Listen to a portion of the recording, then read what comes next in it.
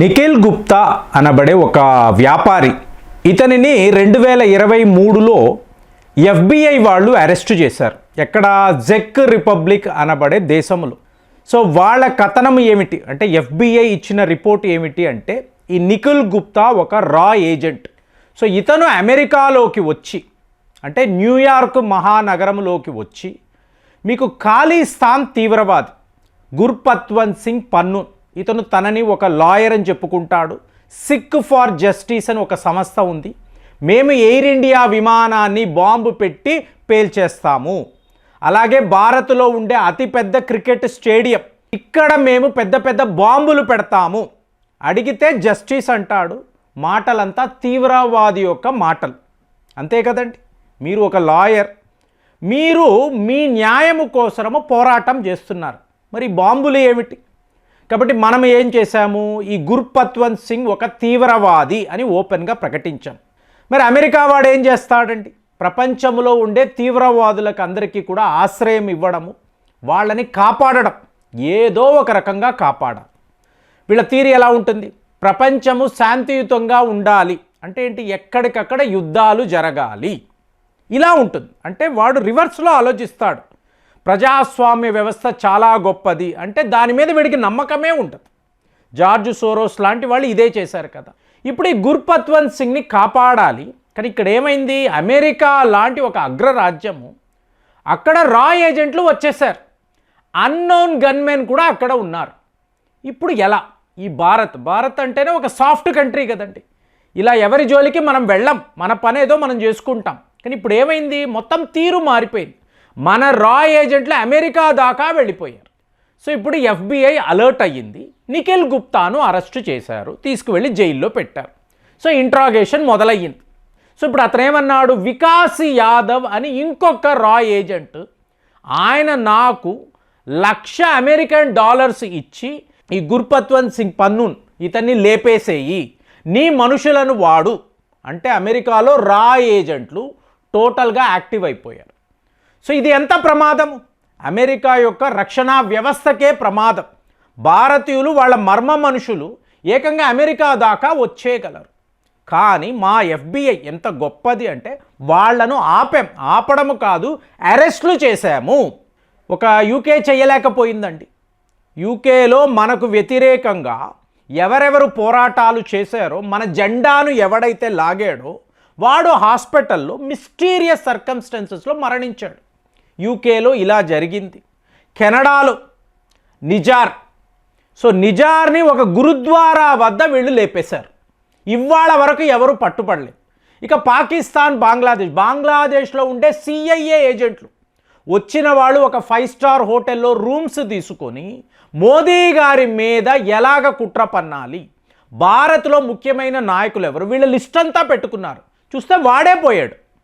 ఎవరు చేస్తున్నారో ఎవరికీ తెలియదు. సో ఇప్పుడు వీళ్ళు ఏం చేస్తున్నారు, FBI వాళ్ళు రా ఏజెంట్లు మా దేశము దాకా వచ్చారు, ఇందులో వీళ్ళు నిఖిల్ గుప్తాని ఇన్వాల్వ్ చేశారు. వికాస్ యాదవ్కి ఈ పనిని అజిత్ దోవెల్ గారే అప్పచెప్పారు, డైరెక్ట్గా ఈయన ఇన్వాల్వ్మెంట్ ఉంది. ఆధారాలు ఏమిటి అంటే, ఈ మెసేజ్లు అంతా చూస్తే ఢిల్లీ దాకా వెళుతున్నాయి. మీకు ఫిబ్రవరి నెల డొనాల్డ్ ట్రంప్ మీకు అధికారంలోకి వచ్చిన తర్వాత 2025 గురించి చెప్తున్నాను, మోదీ గారు అమెరికా వెళ్ళారండి. ఆయనతో పాటు అజిత్ దోవెల్ గారు కూడా వెళ్ళారు. వెళితే వీళ్ళు ఏం చేశారు, ఇలాగా ఈ నిఖిల్ గుప్తా అనబడే వ్యక్తిని మేము అరెస్ట్ చేశాము, అతన్ని ఎంక్వైరీ చేస్తే నేను ఒక రా ఏజెంట్ అని ఒప్పుకున్నాడు, అతను మీ డైరెక్ట్ ఇన్స్ట్రక్షన్తోనే ఇలా జరిగిందని చెప్తున్నారు, కాబట్టి సమ్మన్ ఉంటుంది చూసారా, దానిని మీకు ఇవ్వాలి అని అజిత్ దోవెల్ గారి దగ్గరికి వచ్చారు. సో ఎవరు, సీక్రెట్ సర్వీస్ ఏజెంట్స్. అంటే ఒక ప్రైవేట్ కంపెనీ కూడా దీన్ని అమెరికాలో హ్యాండిల్ చేయొచ్చండి, అలాంటి అవకాశాలు ఉంటాయి. దాంతో మీకు అమెరికా అధ్యక్షుడికి రక్షణ వ్యవస్థ ఎవరిది, సీక్రెట్స్. చూడండి, మీకు ఒక ప్రెసిడెంట్, అతనికి మీరు ప్రొటెక్షన్ ఇవ్వాలి, ఆ సంస్థ పేరేంటి, సీక్రెట్ సర్వీస్. వాళ్ళు అజిత్ దోవెల్ గారిని అప్రోచ్ అయితే ఆయన తరిమేశాడు, వెళ్ళండ్రా అన్నాడు. నువ్వు ఏదో కట్టుకథలు రాసి ఇందులో నా డైరెక్ట్ ఇన్వాల్వ్మెంట్ ఉంది అని చెప్పి నాకు చెప్తే నేను ఒప్పుకుంటానా? ఫైనల్గా మన మీద తీవ్ర స్థాయిలో ఒత్తిడి అండి. సో మనము కూడా ఏం చేశాము, ఒక ఎంక్వైరీ కమిషన్ వేశాం. ఇప్పుడు వ్యవహారం ఎక్కడి దాకా వచ్చింది అంటే, అవును నేనే గుర్పత్వంత్ సింగ్ పన్నుని లేపేయడానికి ప్లాన్ చేశాను, నా మనుషులు న్యూయార్క్లో తిరుగుతూ ఉన్నారు అని నిఖిల్ గుప్తా స్వయంగా ఒప్పుకున్నట్టు. అంటే వికాస్ యాదవ్ ఇతని ఇన్స్ట్రక్షన్ మీదే నేను ఈ పని చేశాను. అంటే మీరు ఒక్కసారి మీ యొక్క తప్పుని ఒప్పుకున్నారు అనుకోండి, శిక్ష మీకు తగ్గుతుందండి. అమెరికా చట్టాల్లో ఇలా ఉంటుంది. కాబట్టి నీ శిక్ష తగ్గాలి అంటే నీ తప్పును ఒప్పుకోవాలి. అంటే ఈయన ఒప్పేసుకున్నాడు అని వీళ్ళు ఒక కథనాన్ని వినిపిస్తున్నారు. FBI వాళ్ళు చెప్తున్నారు మాకు ఆధారాలతో. ఏదిరా ఆధారాలంటే ఇవ్వడు. కెనడా అంతే కదండి. జస్టిన్ ట్రూడో మీకు భారత హై కమిషన్లో ఉన్న వాళ్ళే రా ఏజెంట్లు, మా దగ్గర సాలిడ్ ఎవిడెన్స్ ఉంది అంటాడు. చూపించు అంటే చూపించాడు. సో ఇదంతా ఏంటి, మీకు ఆంగ్లో సాక్సన్స్, 5 ఐస్ నేషన్స్ వీళ్ళు కలిసి చేస్తున్న పనులు. ఇక్కడ మరి అసలు సిసలైన విషయం, వీళ్ళు ఒక విషయాన్ని మాట్లాడుతున్నారు అనుకోండి, దాని వెనుక వేరే వేరే వ్యవహారాలు ఉంటాయంట.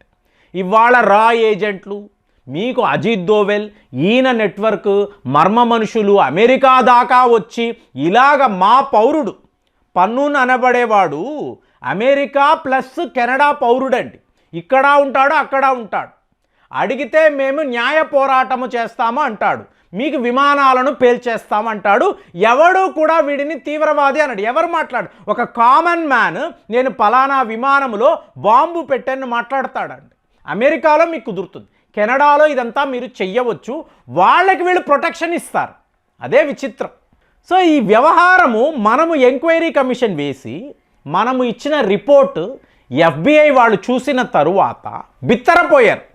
మీరు మాట్లాడుతున్న రా ఏజెంట్లు ఇదంతా కాదండి, ఈ ప్రపంచములో డ్రగ్ మాఫియా అంటే ఎవరు? అమెరికా యొక్క అఫీషియల్ సంస్థ CIA, central intelligence agency.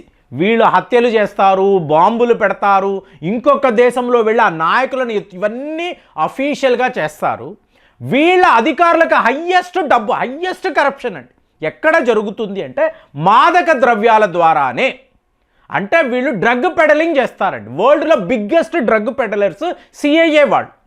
So వీళ్ళకి రూట్ మ్యాప్ అన్నారు అనుకోండి, ఆసియా ఖండంలో ముందు వీళ్ళు ఆఫ్ఘనిస్తాన్, తరువాత పాకిస్తాన్ నుంచి భారత్లోకి వచ్చి గుజరాత్ లాంటి అతి ముఖ్యమైన నగరాలలో పోర్ట్లను వాడుకుంటూ ఇటు నుంచి ఆసియా ఖండం అంతా కూడా వీళ్ళు మాదక ద్రవ్యాల సరఫరా చేస్తారు. ఇందులోనే వీళ్ళు వేల కోట్లు సంపాదిస్తారు. ఆ డబ్బుని వీళ్ళు దేనికి వాడతారంటే ఒకసారి మీరు గూగుల్ సెర్చ్లో చూడొచ్చు. చాలా దారుణమైన పనులు ఉంటాయి. ఏది అఫీషియల్గా అమెరికా వాడు ఓపెన్గా ఈ పని చేస్తాడు, కానీ ఎవరిని అడగకూడదు. డ్రగ్ పెడలర్స్ని నేనే ఆపుతున్నానని ట్రంప్ గారు అంటాడు. పక్కన కూర్చున్న వ్యక్తి అతిపెద్ద డ్రగ్ మాఫియా వాడు అయి ఉంటాడు. సో అలాంటిది మనము అమెరికాలో ఈ డ్రగ్ పెడలర్స్ భారత్ దాకా ఎలాగ ఈ సరఫరా చేస్తున్నారు. ఆబ్వియస్గా ఆఫ్ఘనిస్తాన్, ఇవాళ ఆఫ్ఘనిస్తాన్ లేదండి. ఈ బాగరామ్ ఎయిర్ బేస్ ఇవన్నీ వీళ్ళు మాట్లాడుతున్నారు చూసారా, వీటి కోసమే వాడతారు. అక్కడ నుంచి పాకిస్తాన్ అంటారు. పాకిస్తాన్ దేశమే మీకు అమెరికా యొక్క బానిస కదా. సో వాళ్ళు ఏదో ఒక రకంగా భారత్లో, అది త్రూ బంగ్లాదేశ్ అవ్వచ్చు, నేపాల్ అవ్వచ్చు, లేదా డైరెక్ట్గా POK నుంచి కూడా డ్రోన్లు వాడి ఈ డ్రగ్స్ని వీళ్ళు భారత్ దాకా తీసుకొస్తారు. ఇక్కడ నుంచి మీకు వేల కేజీలు ఇలాగ ఇండోనేషియా, మలేషియా, థాయిలాండ్ ఈ దేశాలకు సరఫరా అవుతుంది. సో దీనిని ఇవాళ మనం బయట పెడుతున్నాం. ఈ మూలాలంతా అమెరికాలోనే. నువ్వే ద గ్రేటెస్ట్ డ్రగ్ పెడ్లర్ అంటే దానిని అలాగే అజిత్ దోవెల్, మీకు రా ఏజెంట్లు, వాళ్ళని మేము పట్టుకున్నాము, మా పౌరుడిని చంపడానికి వీళ్ళు ప్రయత్నాలు చేశారు, మేము ఆపగలిగాము, ఏ కెనడానో, UKనో, ఆస్ట్రేలియా ఎవరూ చేయలేకపోయారు. So we are the greatest investigation agency అని ప్రపంచానికి నమ్మిస్తూ వాడు చేయాల్సిన మాదక ద్రవ్యం ఈ వ్యాపారము క్లియర్గా చేసుకుంటున్నాడు. మరి అమెరికాలో మన రా ఏజెంట్లు వెళ్ళి ఇంత పెద్ద పని చేశారు అని చెప్తే ఎవరూ నమ్మడం లేదు. కానీ ఇది వాస్తవము. ఆఖరికి నిఖిల్ గుప్తా అవును నేను ఒక రా ఏజెంట్, మేమే చేసామన్నప్పుడు ఇవాళ ప్రపంచమే షాక్కి గురవుతుంది. మరి ఇలాంటి కథనాలు విన్నప్పుడు మీకేమనిపిస్తుంది? కామెంట్స్లో రాయండి. మళ్ళీ వచ్చే వీడియోలో కలుద్దాం. జై హింద్.